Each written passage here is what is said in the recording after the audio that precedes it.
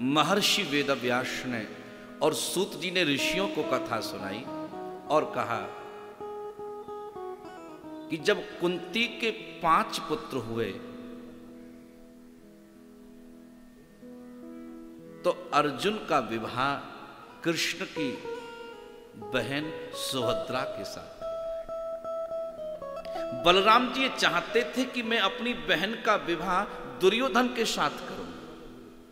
बलराम की इच्छा थी कि विवाह दुर्योधन के साथ करूंगा, कि दुर्योधन भी कोई सामान्य व्यक्ति नहीं था। ऐसा नहीं कि वो सामान्य कोई पुरुष हो, उसमें 10,000 का बल होता था। लेकिन भगवान कृष्ण ये चाहते थे कि मेरा बहन का विवाह अर्जुन के साथ हो, कि मेरा बचपन का ये सखा है,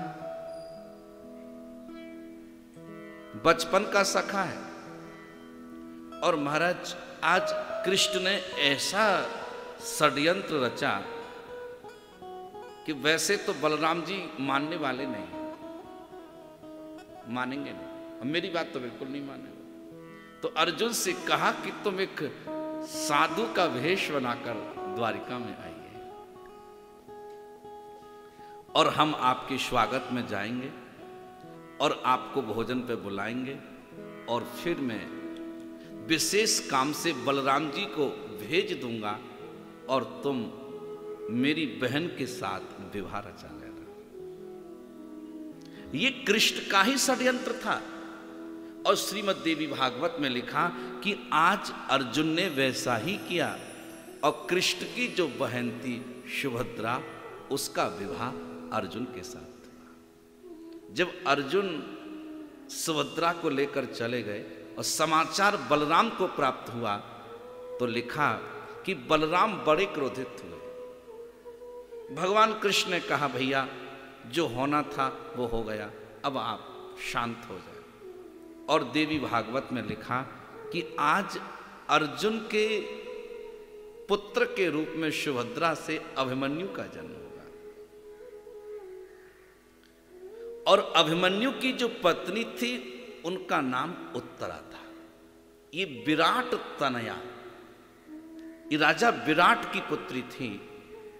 और जब गुप्तवास में थे पांडव, तो अर्जुन वहां नृत्य आदि सिखाते थे राजा के यहाँ। बड़ा अच्छा डांस करते थे अर्जुन। अब नाचने गाने वाले पर लोग मोहित हो ही जाते हैं। प्यार से बोलो। हाँ। अब महाराज वो विराट की जो पुत्री थी उत्तरा, तो कहा कि अर्जुन से विवाह करना चाहती है वो। अब उसे पता नहीं था कि अर्जुन है, वो तो सिंपल एक फॉर एग्जाम्पल कोई सिंगर, कोई एक नृत्य करने वाला। तो श्रीमद् देवी भागवत में लिखा,